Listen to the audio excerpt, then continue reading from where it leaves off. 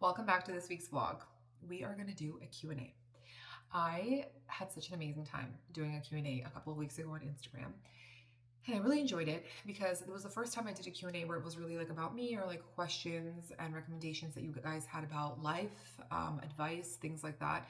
And I've never done a Q&A like that before. I feel like the Q&As that I have done in the past were basically just me asking you like what it is that you want me to link, because I do get a lot of, and it's not from like a influencer standpoint and it's not from a selling standpoint. It's basically, I get so many DMs all the time from people saying like, hey, D, I'm getting married. Do you have a suggestion for shoes? Or, hey, like, what's your favorite jeans? Or what's your favorite makeup at the moment? Or like, what moisturizer are you using? Or like, do you have any recommendations on what I can buy for my son for like X, Y, and Z.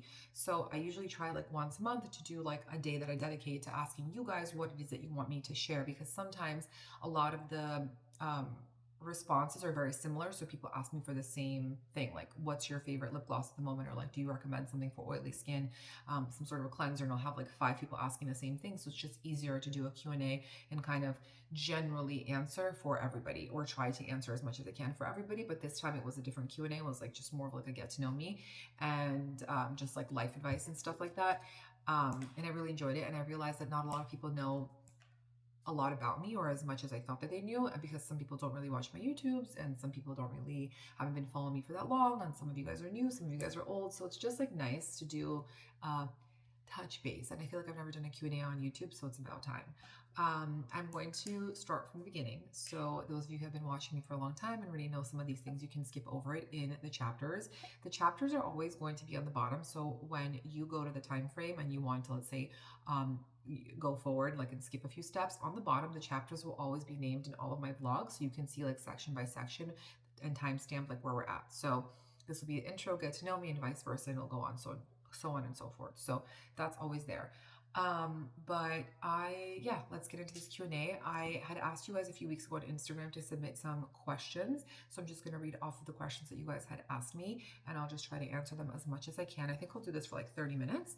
So strap in, get comfortable, get a beverage. I wanted a nice coffee, but I was like, you know what? It's already 4 o'clock. I'm not going to do a coffee, but I'm having some water. I've been really into this Lunan sparkling water. I actually just like the can. It's not can, the glass bottle. I'm gonna do a little sip. I hate drinking water, so I tend to put electrolytes, and I tend to drink sparkling water over regular water. So that's just who I am. Okay, I prefer any beverage but water. But anyway, let's get right into it. So I'm just going to give you guys a little bit of background about me. So my name is Danielle Zaslavskaya Matson. Matson is my married name, my maiden name. I'm 35 years old. I was born on February 19, 1991. I am an Aquarius. My moon is Aries and my rising is a Capricorn. I thought I was a Pisces for 30 years because if you look at any horoscope, it tells you that February 19th is the beginning of Pisces. And I remember I got my birth chart done and the girl's like, oh, you're an Aquarius, you're not a Pisces. And I'm like, what do you mean? And so she explained it to me because I was born in Ukraine, which I was born at the time in the Soviet Union, which was formerly known as the Soviet Union, which was now Russia and Ukraine. But I was born in Ukraine, and the way that the stars and the moon were aligned, I was an Aquarius, or I am an Aquarius. So I thought that was really interesting. And I remember when people would ask me after, like, oh, what's your sign? And I would say Aquarius. For the longest time, I was like, this is wrong. Like, I felt like I'm lying to people because for 30 years, I thought it was a Pisces, which makes sense because my husband's a Gemini, and Aquarius, those are like perfect match. So yes, I was born in the Soviet Union, which is why I speak Russian and not Ukrainian. And I came to the United States when I was 2 years old. And I ended up going back to the Ukraine when I was around 6, like beginning of first grade, to visit my grandparents. And I think my documents were like not organized correctly. Like I think my mom, from what I understand, I was on her old passport, or on an old passport from the Soviet Union, and they wouldn't let me back in. So I ended up going to school in the Ukraine for like half of the first year, maybe like a little bit more than that. And then I came back to America once my documents were sorted. But most of my family or all of my family basically is, my immediate family is in Miami. I lived in Miami from the age of 2 to 18. When I was 18, I moved to New York for Parsons. I only wanted to go to Parsons. I remember like watching Sex and the City. I don't know why my mom used to watch Sex and the City when I was younger, but I was obsessed with Gossip Girl and Sex and the City. And I was like, you know what? I want to be a gossip girl. I want to be Carrie Bradshaw, and I want to go to Parsons. I loved fashion. I've always loved fashion. I was obsessed with Abercrombie and Von Dutch and Gap and Limited Too and all the things like throughout all the stages of my life, and at Urban Outfitters. And I just remember like I loved fashion. I loved borrowing my mom's stuff. Like just it was always something that like I had a calling. I thought I was going to be a fashion designer, except I quickly learned once I was in college that I love fashion, but I don't love fashion design, and I don't live and breathe fashion design. And you have to be extremely talented, which I was not talented at being a fashion designer. Like I had good taste and I was able to put things together, but it wasn't something that I was like so passionate about. And I was more interested in being on the business side of fashion. So that's kind of like what I was doing. After I graduated college, I ended up working, I did a few internships, one at V Magazine at the time. I don't even know if it still exists actually. I was at V Magazine, then I was at Alexander Wang, and then I worked at Bergdorf Goodman for Chanel for VIP styling department, which was really fun. I learned a lot. And after that, I worked for Prada as a business manager. So I was traveling to Milan once a month. I was helping to do the buy for Neiman Marcus and BergdorfGoodman.com. So that was really interesting and fun. And while I was on my fashion journey, like a little bit before COVID, my grandfather, who owns Marky's Caviar, him and his partner, both named Mark, he asked me to come work for him. And I was like, I don't want to work in caviar. Like I used to work for my grandpa before I moved to college, which I forgot to mention, in all of his like stores and just helping and stuff like during the holidays because I would make extra money so I can have money for gas and for my car insurance. And my grandfather's like, you know all the product, you don't have to learn it because you know everything. Like you grew up with this, you grew up like in this, because every time my mom would pick me up from school growing up, we would go back to the office because she was working for my grandfather, and I would spend like my time there doing homework and just like running around through the warehouse and the caviar department and like all the things. And a lot of the people who still work there have been there since I was little, which is crazy, like 30 plus years. But where was I going with this? Oh yeah, so he said, come work for me. And I was like, I don't want to work for you. I don't want to work for you. And then my grandfather's, listen, I'll pay you like double what you're making. Come.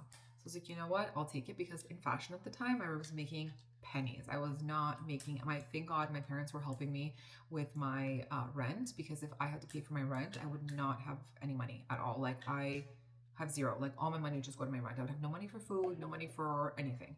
So, and the way that like in the fashion industry, which I want to tell anybody, if you guys are watching me and you're in college or you're pursuing a fashion journey, in the fashion industry, the reason that you see a lot of girls dressed in designer clothes is because they either get it for free or they go to sample sales. At the time, they don't do it anymore, but at the time, I used to get invited to the Chanel sample sales, which you would get 95% off. I have some jackets that used to cost like anywhere between $10,000 to $14,000 at that time. So now they'd probably be like in the 20s, but I would get them for 95 off. And so you're paying like $300 for a $20,000 jacket, and you're like, holy shit, you know what I mean? Same with bags. Like some bags, like I have a few Minodia bags, which are like collectible bags, that were also like 12,000, 14, 15,000, and they were 95 off.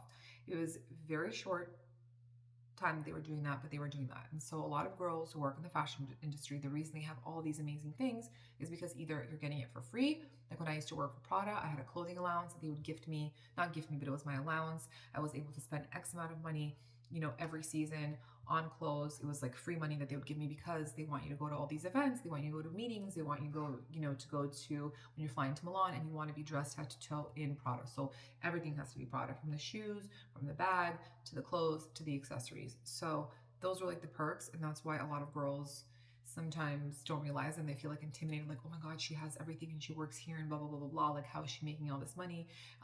It's not like that. It's all a facade, because you get it, a lot of it for free, or you get it in clothing allowance, which is also free, or sample sales. Okay. And a lot of girls who work in the fashion industry know each other. So they invite each other to these like private sample sales. So that's how everybody's dressed so nice all the time. So I just wanted to let you guys know that. So when you go into thinking about being in the fashion industry and you feel like intimidated, that's how you know.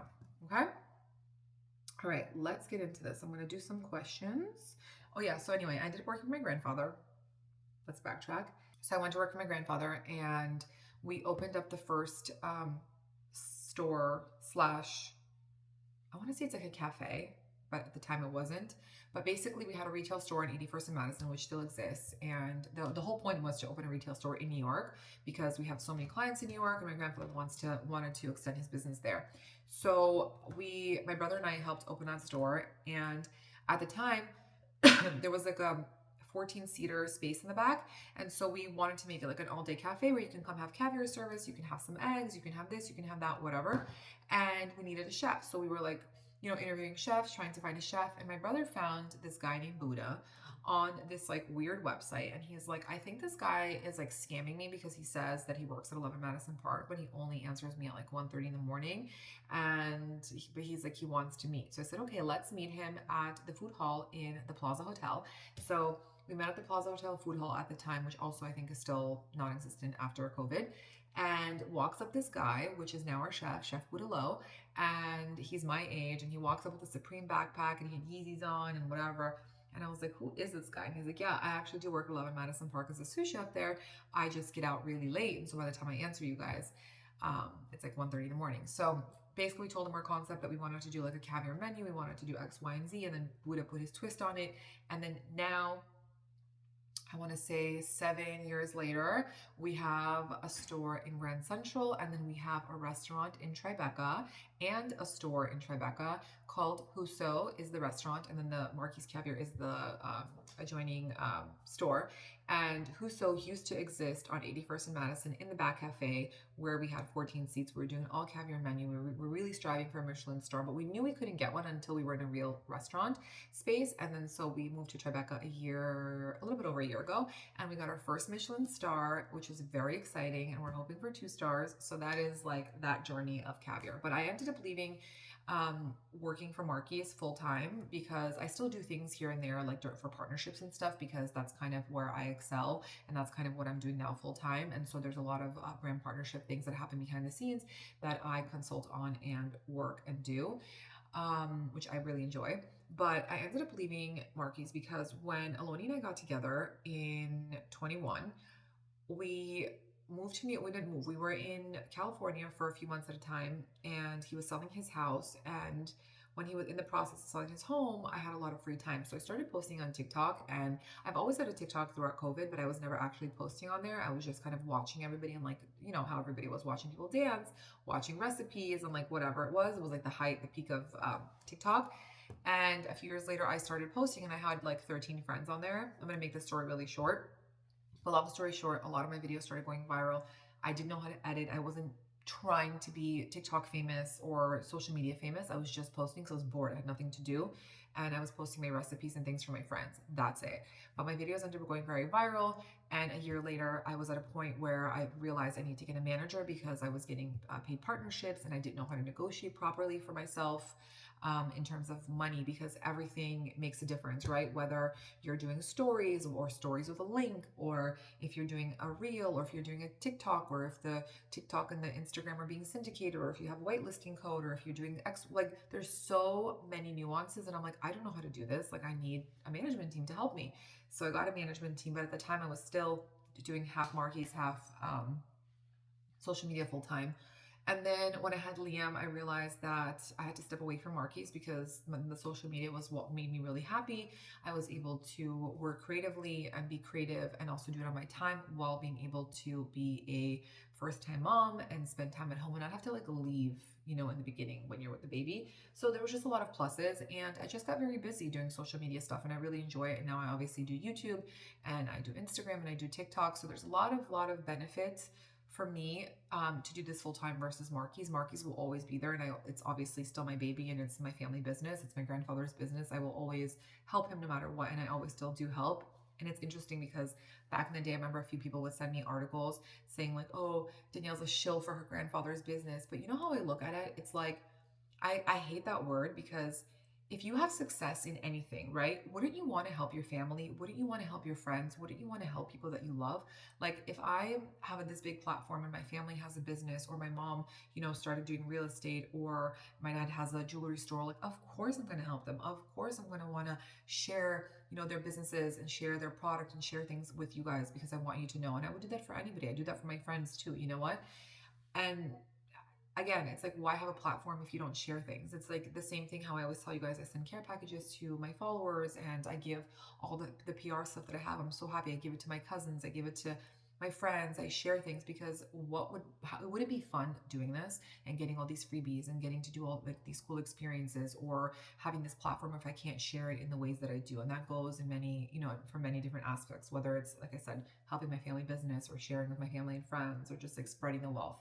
What is the point of having any success if you're not helping? So that's kind of like where I'm at. So yeah, I would help anybody. Okay, so that is kind of a little bit about me. I know that's very long-winded. Anyway, let's do some questions. Okay, there's lots of questions.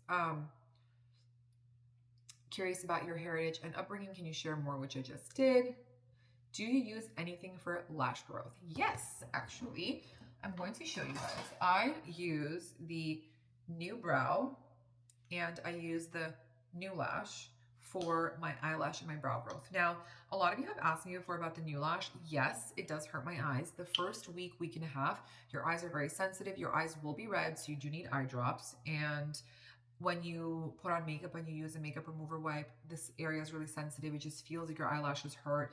I also only like to do the New Lash in the morning, not at night, because I don't want to wake up with puffy, swollen eyes, which you will have anyway the first like week and a half. But once you get over that hump, it's fine. You will wake up, if you're doing this consistently. In the beginning, I had this right next to my toothbrush. If you're doing this consistently for 30 days, I promise you on like day 30, you're going to wake up and you're going to be like, holy shit, my eyelashes are so long. It's just consistency. Like with anything, it's consistency. With the eyebrow gel, I started using this maybe over a month ago, and I have a lot of eyebrow growth on the bottom, which is what I wanted, because I wanted to fill in that blank space that I always draw in. And I've had a lot of growth in the sparse areas where I fill in. So I still fill in because I try to give myself a shape, and also on the bottom here, it like looks kind of like messy and stuff, and I just only tweeze a little bit. But these have been amazing. I'm sure there's other ones that are just as good, but this is what I've been using. You can get on the Derm store, you can get it on Amazon. But just make sure when you're getting anything on Amazon that you're like putting on your face that's topical, or you're putting on your eyes, you're reading the seller information and just making sure you're getting it from like a good seller and not just like a random person who has like one SKU of this, because I know that happens sometimes. What is your favorite workout? My favorite workout is the burnout body. I do not know how to describe it to you guys, but it's like a mix of Tracy Anderson HIIT, Pilates, Barry's boot camp. I mean, it's a little bit of everything. I like it because I need to go into a workout. I need to just feel like I'm dying. I need to be wet and sweaty. There's no AC there, but it's not heated. I need to feel like I'm wet and sweaty, and then I need to be able to leave and go home and like feel good. You know what I mean? For me, doing Pilates, I always say when you just gave birth and you're postpartum and you're getting back into your workout journey, it's amazing for you because you need to strengthen your core. You should never do any difficult workouts until you have strengthened your core, which is what I did. But do I enjoy Pilates like on a day-to-day? No. Do I think if you want to lose weight, Pilates is the way to go? No. I think Pilates is very good for tuning up your body, for aligning your body. Like sometimes I just need to go for a tune-up. I'll go for a Pilates class if I need to like align my shoulders, my hips, things like that. But I need cardio. I need to be aggressive. I need to do cardio, weights, all the things like in a workout. And I go to burnout body for that because it has a little bit of everything. And so I feel like very good and balanced. I also don't like calm workouts. I'm not someone who likes yoga, for example, or hot yoga, because it's too slow for me and I'm too much with my thoughts. I need, like I said, I need to go in, I need to feel like I'm dying, but I also need to feel like I'm not thinking about life. I'm not thinking about anything but like the work that I'm doing. So I do the burnout body in North Miami Beach. I usually go, somebody asked me here, how many days a week do you work out? You look amazing. In the beginning, I did like 2 classes. Now I do 4, sometimes 5. It just depends on my week. Honestly, I would go 5 times a week. I would even go 6 on a weekend, but Saturday and Sunday are family days, so we don't go on those days, or I don't go. And Friday, Aloni always comes with me. Do you have any phobias? I am scared of flying, and I take Dramamine and valerian root for flying. I don't even know if I'm scared of flying, but if anybody is understanding this, I'm going to explain this the best way that I can. I feel like I need to go to hypnotherapy because I used to be obsessed with flying. I used to be obsessed with traveling. And now like when I think about flying, I get really anxious. I get nauseous as soon as I get on an airplane. I get like cold sweat when even with all the things that I take, it just helps me with like the motion sickness. But I'm like a psycho. Like I need to be sitting in the aisle seat as soon as I get onto the plane. I check where the exit is. I check where the bathroom is in case I'm going to be nauseous, in case I have to like throw up. I also make sure to check that I have a little baggie for throw up. And mind you guys, I've never thrown up on a plane, but it's like a mental disease that I have that I'm like, I need to make sure that all of these things are aligned because otherwise it'll like break my alignment. If the barf bag's not there, I will take it from the other person, or I'll take it from my husband or whoever, or I ask for one. If I'm like too far from the bathroom, internally I'm starting to panic. If like the AC is not working, like there's just so many things. I know this sounds crazy, but I can't help myself. So I don't know if it's a phobia, but it's just definitely a fear of mine. I'm not scared that we're gonna crash. I'm not scared that like the plane's gonna like fall. I think it's just more of like being somewhere where I can't leave, you know? So I don't know if that makes sense, but I would say that's my phobia. Advice for finding someone serious when you're in your late 20s and early 30s. So I have to be honest with you. For me, I knew internally I was never going to be a young mom, and I never wanted to be married young because I felt like maybe it was because I grew up in a strict household. I don't know what it was, but I felt like when I moved to New York, I really need to find my identity. I also really much value my freedom, and I still very much value my freedom. And for me, it's important. My husband understands that I value like my space. I value doing things alone. I value also doing things alone outside of my marriage and outside of my children.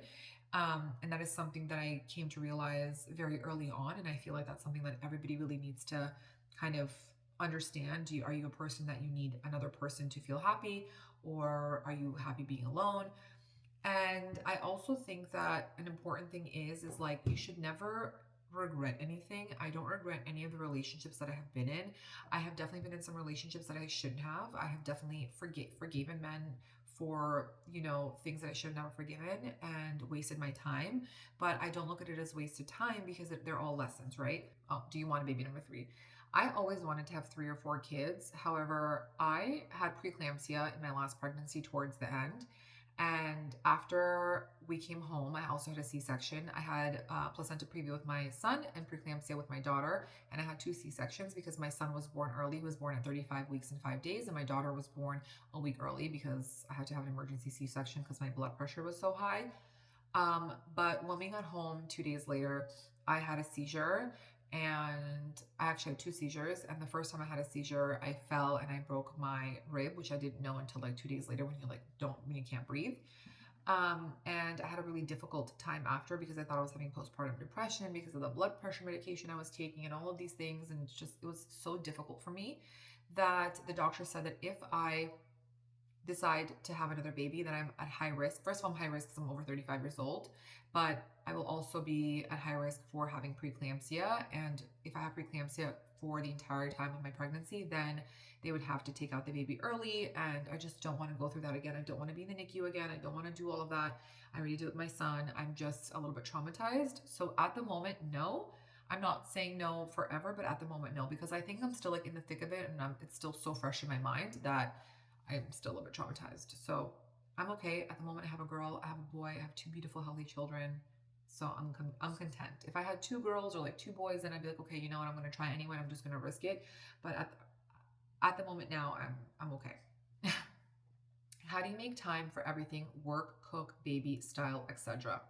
So I've always talked about that I have a nanny. We have a nanny who lives with us full time. She has been with us since Liam was born. She is like our grandmother. She is very helpful with my kids, and she also helps me like during the day, like when Liam's in like preschool and Estelle's taking a nap. She'll always like come and help me in the kitchen. We'll like, prep and stuff. But I want to say that I'm very organized in terms of like my time. So for example, I'll give you like a run through it in the morning. So in the morning, obviously everyone's home. So Liam will wake up, she'll put him to eat, and I'll usually like pack lunches, and I'll make Estelle's like food for the day in her biba. And while all that's going on, I'll feed Estelle, or she'll feed Estelle. Depends. If like Liam's an independent eater, some mornings he's not, so then she'll sit with him and I'll sit with Estelle. But usually she puts Liam down to eat, and once he's eating on his own, he's like eating on his high chair, he's like watching cartoons, she can feed Estelle simultaneously. Then in that time, I brush my teeth, I get ready, Aloni's making us coffees, and then depending on who's ready first, if it's me or if it's Aloni, one of us will go get Liam dressed for preschool, and then She'll stay with the baby. She'll usually go for a walk. Then she'll put her down, and I'll go drop off Liam to preschool, and I'll go for my workout, and I'll come back, and she's playing with Estelle. Aloni's already on his way to work. I mean, he's already left for work. I'll shower, and I'll hang out with Estelle for a little bit. She'll like, maybe like do the laundry or like do a few things that she needs to do. She'll eat, do whatever. And then I'll usually also eat, and then I will get to work. So if I have like stuff to do for partnerships or filming or whatever it is that I'm doing, I'll get that done. And then I'll set myself like an hour and a half usually between pickup from school. Liam gets out at 3:15, but I have to leave the house at 3:45. So I'll usually set that time like an hour before, and I'll do any prep that I need for cooking. But what I do every morning is I take stuff out of the freezer. So if I have to take out meat or chicken, I always kind of like think, what am I making today? I take it out of the freezer in the morning. I put it into a bowl, and I put cold water, and I let it defrost. But I'll do the prep, like I'll chop up some vegetables, do this, that, the third, and then if I have time, and then it'll be easier for me for dinner. When it comes to like a very chaotic day, like if I have an event or I have something going on, I always organize, right? So I organize the kids in terms of like, okay, I tell my husband like today I have to go to an event, or I have to go film something, or I have like a whatever a project that I'm working on, so he'll pick up Liam, or my mom will pick up Liam. So I like always organize everybody, but that's usually how it works. But it's again because I have a full-time nanny, and I'm very organizing my time. And so her and I already kind of like after 3 years we have like our rhythm, and so everybody just kind of like knows what's going on. She's so helpful. I'm so grateful for her help. She's amazing. So she is a part of our family. What else was here? Work, cook, baby, style. I just try to like get myself like after the shower, I just try to get myself ready, and I put a little makeup on because it's what makes me feel good and what makes me kind of not feel like I'm in a rut, especially like just on your day to day. I feel like you should do whatever makes you feel good. If you feel like putting on a little bit of lip gloss, some skin tint, whatever, do it. What else? Oh, and then I do have a cleaner who comes once a week to do like a deep clean of the house. So I'll do like basic cleaning. I'm obsessed with vacuuming, so I vacuum all the time. My nanny usually irons like also when Estelle's sleeping and Liam's in preschool. And yeah, we just do like basic cleaning every day. Like we do the dishes, this, that, the third, but then like I have like a cleaner come, and she comes and she like does a big deep clean of the house once a week. Do you get lip filler? If so, which one of your lips are perfect? So I get this question all the time because people assume that my entire mouth is filled. And if you look at some of my pictures from, I want to say like right before Aloni and I got together, so like 6-7 years ago, I was using Facetune just like everybody else and Facetuning myself. So a lot of my pictures make my lips look like more exaggerated. But I have only gotten lip filler in, I don't know if you guys have been following me from the vlogs before when I had just given birth to Estelle, but I have like a indent in my lip. It's a natural indent. My son has the exact same indent. I actually should pull up a picture to show you guys. So I have an indent here, which this is Liam with berries all over his face, but he has the same indent as me. We have the same lips. That is the only part that I've ever gotten filled in because it just looks like I have a fold in my lip, and it's just the way my lips are naturally. So that's that, and I've shared that before with you guys. So yeah, but my lips are not symmetrical, I don't think. Anyway, next question. Have you ever had a friendship breakup? If so, advice, please. Yes, I've had friends that I wouldn't necessarily say that we have fought, but we just kind of with time moved away from each other. And I wouldn't say it's anybody like after I got married, but there's definitely like some people that I stopped hanging with less, just because when you're married, or you kind of, it's not that you forget about your single friends, but I have a lot of single friends, and they're like my close girlfriends, but I have a few single friends that just their priorities don't align with mine. And like whenever they do have free time and I have free time and we wanted to hang out, they want to do things that like I shouldn't be doing as a married woman, and places I shouldn't be going. And I would never want my husband to make me feel uncomfortable, so I would never want him to do the same to me, and I would never want to do that to him. So you just kind of like don't go to certain places, and then you just end up naturally stop hanging out. But I do have a few friendships that I have, like a few girls that I have definitely stopped being friends with like a few years back. And also just like natural progression, right? Like you change. There's girls that I grew up with that, we change. Like I have two close friends actually that I grew up with that I still talk to, here and there, but we're very different, and we don't have the same interests anymore. We just are not the same, you know, like just life happens. You grow up together, but doesn't mean that you're gonna be friends forever. And that's okay. And when we see each other, it's like nothing ever happened. We always catch up and stuff. I do want to say that there was one friendship that I don't have anymore, but that's also because of like jealousy and insecurity. And just it's hard for me to be friends with people who lie a lot, and it's hard for me to be friends with people who are very dramatic and who are also very needy. I'm not a needy person, so friendships for me that are very needy are very difficult. And I also don't like walking in eggshells. I don't like to have to like over explain myself. I don't want to have to, you know, feel like, okay, if I'm going with like my friend, I'm just going to give like a random name Anna today, that I have to invite Patricia. These are just random people. I'm just giving you a name, you know, I have to invite Patricia. Or if I'm going with Patricia, I have to also invite Anna because Anna's going to get upset. Do you know what I mean? So like if a friend's going to get upset because I have other friends and I have other groups of friends, or like, you know, whatever, and they're not being invited, like that, to me, that's just like unnecessary. We're not in high school anymore. Like you're allowed to have friendships outside of your friendships, and you're allowed to do things outside of your other friendships. And I don't get upset when people don't invite me to things, because I get it. Like you curate certain groups, you curate certain friends, and like, listen, we don't have that much time. Everybody is busy. Everyone has jobs.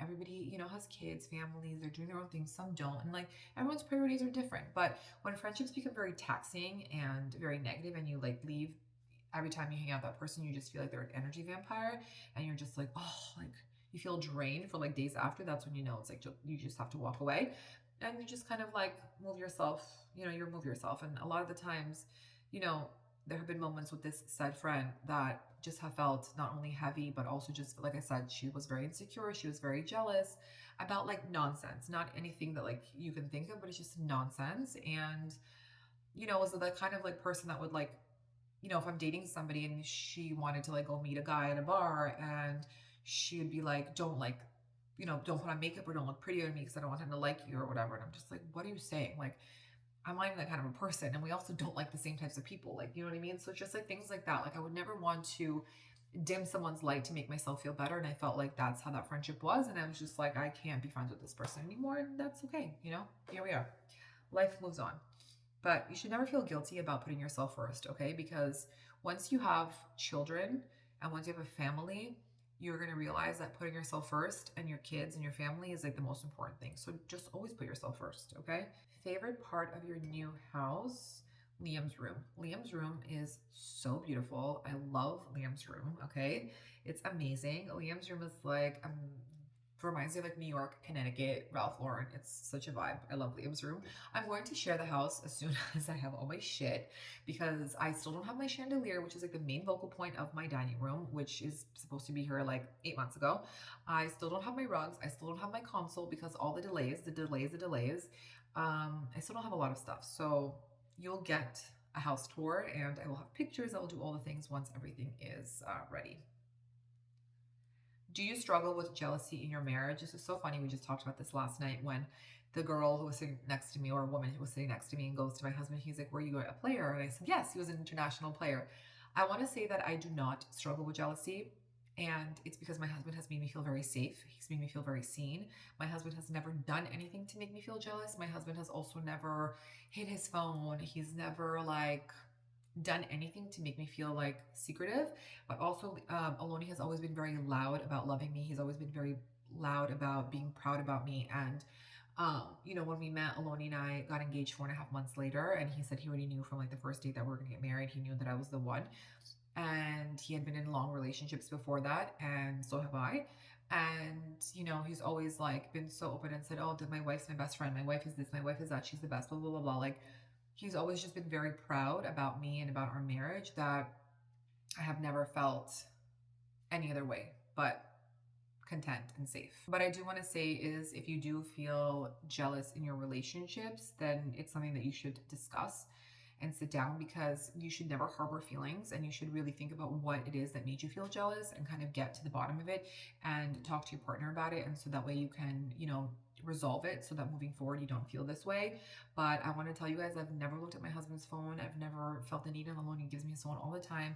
He's a curious Shabbat on Fridays. So if here's my phone, he'll turn it off and he'll put it. I know all his passwords. Like I have never, you know, had an inkling to want to look. And yesterday when she asked me, she's like, oh, why do you say he's an international player? And I said, because I'm like, I know my husband, you know, dated a lot. He's like been with women, he's dated, whatever, because, when I married him, he was 39 years old. Like, he had to get everything out of his system. And he goes, I knew that I was ready to get married when I turned 35. I just couldn't find the right girl. But before that, he's like, forget about it. It wasn't for me. And my husband and I have always been very open about all of our, our past relationships and stuff. So I think like, because we were so open and we asked all the questions and we got very deep that we got deep on a very intimate level that I never felt like I had to be jealous. So, you can get there too. You can try therapy, but I think just talking to your partner and really like figuring out and thinking about what are the reasons that led you to feel this way is the most important thing. But talking things through is the best way. The most rare Chanel bag that you own is a Chanel egg carton. I'm going to show you a Chanel egg carton. It looks like this, which I got on the sample sale when I was working in Chanel. The next question is Mia still your nanny? Mia's not my nanny. Mia is my full-time assistant for all my social media stuff. I love Mia so much. Mia and I have been working together for a very long time now. She's amazing, and she's my right hand. When you guys see all of my links and, all of just like the things that are happening on social media, she's a big part of that because I don't have enough time in my day between my kids and my family to get all that up. So she really, really helps me stay organized. She also travels with me to New York for Fashion Week. She goes with me to events. She helps me get content. So she is very pivotal in the social media realm of my life. Okay. What is your favorite movie? Do you like horror movies? I hate horror movies. I don't like to be scared. I also don't like comedy. I have never watched Seinfeld. I've never watched Friends. I've never watched Curb Your Enthusiasm, and I've never watched The Office. The Office, I've seen like 2 episodes, and I'm sorry. Like, I know a lot of you guys like The Office. I just don't get it. I don't find it funny. But I don't like horror movie. But my favorite movie is Coming to America, and the second would be Casino, and the third would be The Professional. But Coming to America is one of my favorite movies. I've seen it probably like 50 times. My mom and I used to watch it all the time when I was little. It's like my favorite movie. As a mom, wife, and businesswoman, how do you stay organized weekly planning? So I stay organized for myself in my Google Calendar. My Google Calendar is very important for me. Also, I write everything down in my Google Calendar. Like, if it's not there, it's not happening. Like, whether it's my nail appointment or, everything related for school, for Liam, all of my, let me open this, all of my travel, all of my trips, even holds. I have hold dates, right? So like, I'll have like a hold for a potential trip. I'll have hold for a potential like photo shoot, hold for this, hold for that. So that way I don't like block other things during that time. But everything's really organized, and Mia really organizes my calendar for me. And then the other thing that I do is I use an app called Todoist. I'm going to show you guys. It looks kind of like this, but it's basically called Todoist. It's spelled Todoist. I'll link it for you guys below so you guys can check it out. But it's basically like a notes app, so you can like type things up, and then as soon as like you get the task done, you click the button and it goes away.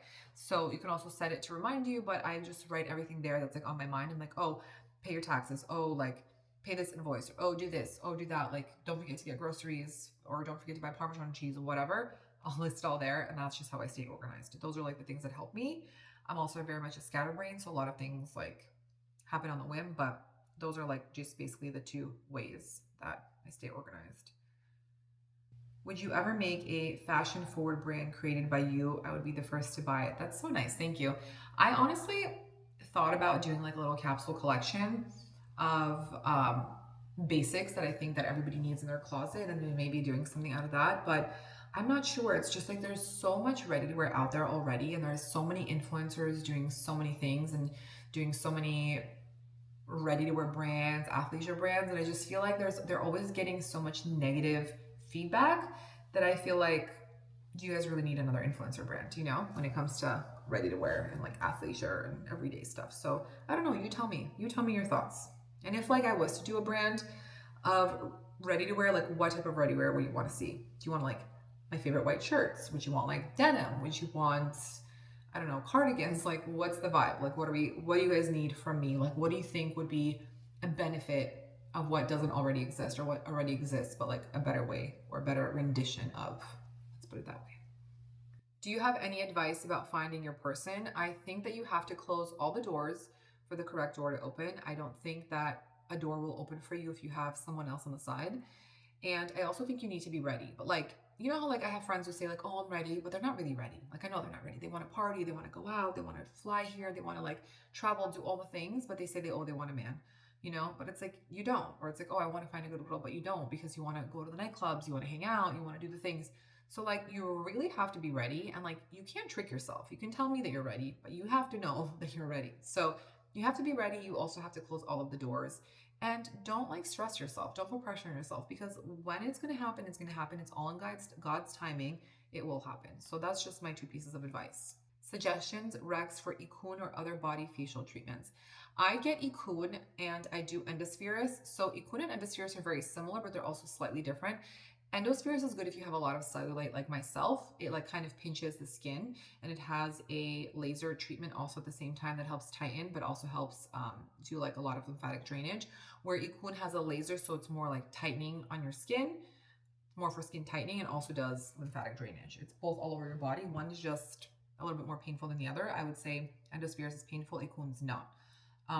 But they're both great. They both help detoxify your system. They just also help with elasticity and appearance of your skin and things like that. So they're great.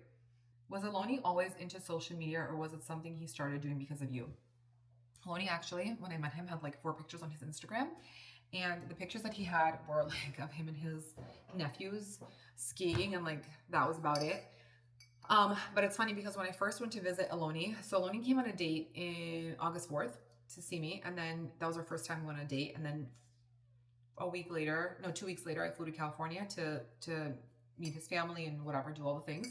And during that time, I had a meeting with a production company that wanted to produce a show slash reality TV show about my family and about like the caviar business and all that. And I remember Aloni driving me to the meeting in the valley, and he's like, listen, like, you know, if we're gonna be together, blah blah blah, and like you're gonna be on the show, like I don't want to be a part of it. I just don't like to be like on in the public or on social media, whatever. And I ended up not doing the show, not because of Aloni, but because initially they were saying like, oh, we want it to be like a reality TV show, but we want you guys to be honest and authentic. And I said, listen, we don't want any like protagonists or any drama or any of this. But as soon as it got to the top, they were like, okay, who is going to be the villain? Who's going to be this? Who's going to be that? And like, it just became something that it wasn't supposed to be initially. And I was like, I'm not going to do this. My family's not going to do this. We're not going to like fake fight. We're not going to have fake drama. We're not going to, this is not who we are. And this is just going to hinder us as people. And this is not, you know, who we are at our core. This is not what we value. And this is also might potentially hurt our business. So we're not going to do this. Well, I said I wasn't going to do this. And then my family like agreed. But it's funny, Aloni wasn't into social media. The only reason he has it in TikTok, and he posts his reviews on bagels, chocolate chip cookies, food. Now he's like doing a little bit of his perfumes and like scents that he wears, because he gets a lot of questions about that. But it's only because when we were in New York, still living there 3 years ago, I had a migraine one day, and he's like, babe, I tried this like amazing like bagel. I want to like post it. This was like when he tried Tompkins bagel. He's like, I want to post it on TikTok. Can I use your phone? Because he wanted to post on my TikTok. And I was like, no. I was like, make your own TikTok. Don't post on my TikTok. She's like, okay, fine. So I made him a TikTok account. He posted it, and he just kept posting, but he posts like things that he likes. And if you guys watch Aloni's videos, you can see his finger going like this in and out of the screen, because he doesn't know how to edit. Like if anything ever looks a little bit edited, it's probably because I helped him fix something because he made a mistake. But he gets a lot of inquiries on like paid partnerships, and he like won't do them because he's like, babe, I can't be like, hey guys, this is like my favorite cream that I use, blah blah blah blah blah. Like some things I'll like convince him, let's do it. Like we did a paid partnership together for La Roche-Posay, but that's also because he really likes La Roche-Posay and he uses their products. So I was like, let's do it together. But most of the time he like says no, because he's like, it's just, first of all, he has a real job, and it's like, no, he's like, this is just not like for me. You be my shining star. So that's that. Let's see. What kind of parent are you? How are you educating them? So I am stricter than I thought I was going to be, and I'm not a gentle parenter. And I do lose it sometimes. I'm not gonna lie. When my son doesn't listen, I do put him in timeout. I tell him, okay, you're gonna have to stand in timeout, you know, and you're gonna count to 10 and you're gonna calm down. But listen, I grew up in a Soviet household, okay, where we had a lot of rules. My parents were strict. I was not allowed to do half the things that my friends were allowed to do. I was never allowed to sleep over. I was never allowed to like go to certain parties. I was never allowed to have a boyfriend, you know, and I had to do a lot of things in secret. So I find that I have been a lot stricter now as a mom. And I'm not like, okay, I'm not a gentle parent, or I'm like, okay, like I understand your feelings and da da da. Like I can't. I try to be that parent, but I'm like, I just fucking lose it. That's just the reality of it. I educate my kids by doing lots of activities. We have lots of like playbooks. I also have a teacher that comes. It's actually Liam's teacher from his preschool. She comes twice a week. She's actually here now, which is why I have some time to record. But she comes twice a week and she does different activities with him, learning activities, because Liam went to school at the age of 2 and he spoke no English. He only spoke Russian. He's still very fluent in Russian. And my nanny and me and Aloni only talk to him in Russian. Sometimes we'll talk to him in English here and there. But I was worried about his speaking because I don't know. I just thought that he wasn't like going to catch up. Now Liam's like full blown English speaking, but they do like activities together. They do like learning activities, sensory things. So she comes twice a week to work with him.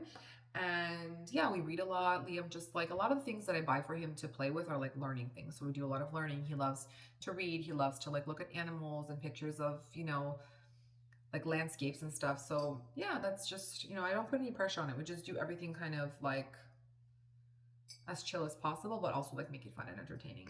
And also like don't ever feel pressure that like your friend's child like knows how to read or your friend's child is potty trained before your child is. Like every child does things at their own pace, and just keep that in mind. Like if you're gonna compare your kid to every kid, you're just never gonna be happy. Like your kid has their own milestones that they're going to reach at their own time. So just relax. It's gonna happen. Okay. Did you ever feel discouraged before meeting Aloni? How did you know he was the one? Yeah, of course I felt discouraged because I just felt like I don't know, the older that I got, I wish I got married younger. I wish I dated, with intention, but I just wasn't ready. And I don't live my life in regret, as I said. But I would say that like I just wanted somebody, in the beginning I was like, oh, I'm just gonna date whoever, like when I fall in love, blah blah blah. But like as you get older, you want your finances to be aligned. You want your financial goals to be aligned, right? You want like I, dated plenty of people who weren't Jewish, but then as I got older, I'm like, no, I want to date somebody who's Jewish because I want to be like, I want my kids to be the same religion. I want to have the same values. I don't want to have to like explain certain things. And then I was like, oh, then now I wanted also somebody who spoke Russian, and because I want to be able to like, speak the same language. So there's certain things that took me time to understand as I got older, and it's not for everybody, but I wanted all of my values to align. I wanted the language to align, the religion, just like so many things. And I think like as I got older, I got also pickier, right? And I felt like the pool was getting smaller and smaller, but it just happened. Like it happened. Aloni and I were supposed to be introduced 3 different times. We didn't know that it was to each other until later, until we got together. But it's all in God's timing. When Aloni and I first were supposed to be introduced, my mom's friend didn't have his number and she didn't have a picture of him, so I didn't know what he looked like. And I'm like, I'm not doing any more blind dates. And then a few months later, my friend was like, oh, I know this guy from LA that I think you guys would be perfect. I'm actually going to go to Miami. We were in New York at the time. She's like, I'm going to go to Miami and I'm going to have lunch with him and his friend. And I'm going to meet him and I'm going to find out and see what's going on. And maybe, we'll see, like, I'll try to hook you guys up. She comes back. She's like, oh, the guy that I was talking about has a girlfriend. A year goes by. Aloni FaceTimes me. We go on a date. He flies from Europe to New York. We go on a date. He stays for 5 days. I go to California. 2 weeks later, after that, we didn't separate. We got engaged 4 months later, 4.5 months later, So it's just like, I think I knew Aloni was the one when the way that we dated and the way that he asked me things, like it wasn't just like dating nonchalantly. He like really wanted to know me. And on our second date, he was asking me like very, very deep questions, like about everything, about family, how many kids I wanted, like how I see myself as a parent, like what my thoughts are on X, Y, and Z. So he was just kind of just trying to see like, yes, yes, no, no. Like it wasn't like one of those things where we're going to date for a month and then maybe like then start asking the hard questions. It was just like, he knew what he wanted. He knew that he was into me. He knew that like he wanted to get married. He wanted to have kids. So he just wanted to make sure that my goals and his goals and our priorities were aligned. So that's how I knew. Could you speak a bit about how it is living with a nanny full time? So, in the beginning, obviously, like you're very accustomed to your space, but our nanny is very good about boundaries and she, knows like how to be, what to be. And she also just doesn't ask too many questions. She's also a private person. So she doesn't like you know, she has like things going on in her life and I'll ask her and then she'll tell me, but she won't like willingly just like blur out information because she doesn't want me to like feel overwhelmed with her problems, and like vice versa. I don't tell her my problems unless she'll like ask me something specific if she sees like something's going on. But I did not grow up with a nanny because my parents, I only started feeling my parents making money when I was around like 14 years old. My brother, on the other hand, grew up with a nanny because, well, actually, no, he was 7. So around 7 years old, that's when we got a nanny full time that was living with us. But she wasn't a nanny. She was like a nanny slash housekeeper. So it's somebody that my mom had as a live in to help with like watching us while we were home, but also to help her cook and help her clean and do like all the things. So the second part of my life, of my adulthood, I grew up with somebody living with us, so I got used to it. And honestly, it's fine. Like she's like our grandma now, so I don't like see it any different. She's just like there, you know what I mean? She's a part of our family. We have dinner together. We do a lot of things together. She goes with us everywhere on the weekends, like when we go as a family. So it's not like I leave her and she doesn't eat with us and she doesn't do that. I wasn't raised like that. My parents always taught us that the people who work in your home also have to be a part of your home and a part of your family and part of your life. So I don't know. I've definitely been to people's houses where they have help and they're very like separate and they don't like, you know, but I can't be like that. I'm not kind of person, you know. I like make things, I cook things, I'm like trying things, recording snacks for TikTok, and I'm like, oh my god, try this. Like it's just different. Like that's just who I am. So I have to like really be into the person who's living with me, and I have to energetically feel aligned, and we have to like feel good and be in the same space because we see each other every day. So for me, it's great. I know not everybody's had great experiences, but until you find your person, you know, when you find your person, you'll feel good and you'll feel settled, and it won't feel like an extra person is in your space or just like adding value to your space, if that makes sense. So that is how I feel. Who does your highlights? I go to House of Maine in, it's like near Wynwood, and the owner Sarah does my highlights. Do you ever get scared of the evil eye? We call it the Ain Ra. I do get scared of the evil eye, but you know what it is? It's like I share a lot of things, but I also don't share a lot of things. There's a lot of private things that I don't share. I don't share my kids, and I don't share like certain very important things on social media. I used to get scared of the evil eye, but you know what? I feel like what's meant for you is meant for you, and what's not is going to miss you. So that's just kind of like how I live out life now, you know? Let's see what else. Meet and greet in NYC. I'm actually going to be in New York in July, so maybe we can do a little meet and greet. If we do a meet and greet, where should we do it? Okay, you guys comment below and tell me where should we do a meet and greet. And don't say Jonah Juice. I've given enough business. Okay. Have you always had abs? I am shook that you have abs after 2 kids so fast. Body goals. I have not had abs until after Liam. Before that, I've always struggled with my weight. I had a lot of issues with my thyroid. I was always heavier. I was always between like fluctuating between a size 8 and 12. Also because I was in college living a very unhealthy lifestyle. I didn't learn how to cook until I was a little bit older. I was eating really bad. I was partying. I was not sleeping good. Like we were out until 5, 6 in the morning. Then we would go to school, like to college the next day, and you know, smoking cigarettes and drinking, eating like bacon, egg, and cheese in the morning. Then follow that with like some other junk, and then like more junk and more junk. And so I've always fluctuated with my weight. So no, I think it's just consistency. I did the Weight Watchers app, which was really helpful to me both times. I love the Weight Watchers app, and I shared that I did Weight Watchers, and then that's when it became a paid partnership because they naturally saw that I was using it. And it's really funny because a lot of people are like, "Oh, you're just promoting it because they're paying you." But no, like I used Weight Watchers also before that, before I was ever doing social media, and I think it's a great tool. It's an app that you can use that really just teaches you that you can eat whatever you want. You can have a cheeseburger, you can have a pizza, you can have chocolate, you can have candy, like whatever you want. It just teaches you moderation. It teaches you portion control. It also tells you what 0 point foods are available to you. So there's plenty of things that you can eat a lot of and feel very satiated, and at the same time still have a little bit of what you want. So I think that in the beginning, that's kind of what I did, especially with Liam, and it really helped me lose some weight. It helped me lose like anywhere between 12 to 18 pounds. So I feel like you can start there. Try the Weight Watchers app. It's amazing. And then also after that, I did the 21-day challenge, which is basically what I'm doing now, which is not eating any dairy except a little bit of cottage cheese for protein, no refined sugar and no sugars. So you have to check all your sauces, your soy sauces, your ketchups. Primal Kitchen's amazing. They have a lot of like sugar-free options for all sauces, all condiments, all dressings. And you're not drinking any alcohol for 21 days. You're not having any dairy. you're not having any like bread, pasta, things like that, and no like vegetables and fruits that are high in lectin. So like tomatoes, for example, or like beans. You can have like sweet potato and stuff like that. So doing that, which really helps you do a little bit of a detox, and then just working out. I do a heated workout. I love it. It's not heated, but it's basically heated because there's no AC and we're in Miami. But I detox a lot, and I drink a lot of water now with my electrolytes, not on its own, because I told you guys I don't like drinking water like that. But it's just really exercise and finding an exercise that you like. Because if you're going to do an exercise because you just feel like you have to do it, you're never going to be happy. You're never going to get the results you want. You have to find something you like. Start with walking. Walking's great. Do a little bit at a time, and don't overwhelm yourself and don't overstress yourself. So I also want to tell you guys that food is not evil and food is not the issue. And I feel like if we look at food in a different lens, so for example, if you eat something, let's say you have a piece of chocolate and then you're beating yourself up all day for eating this chocolate, you're going to spike your cortisol levels, and then that's going to help you. That's going to make you retain your weight. That's going to actually send so much stress to your whole body that you're never going to lose weight. If you eat a piece of chocolate, you know what? Be like, that chocolate was so good. I loved it. I felt good about it. Okay, no stress.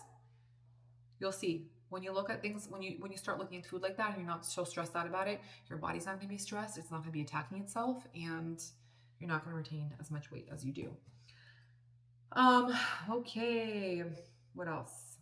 Which mascara do you use? Right now I'm using the YSL mascara. I used to only use brown mascara, but because I've been using the lash serum, my eyelashes got so dark that the brown mascara doesn't work anymore. So I'm using lash latex from YSL. I also really like this one from CoverGirl. It's called the Eye Enhancer Wrap.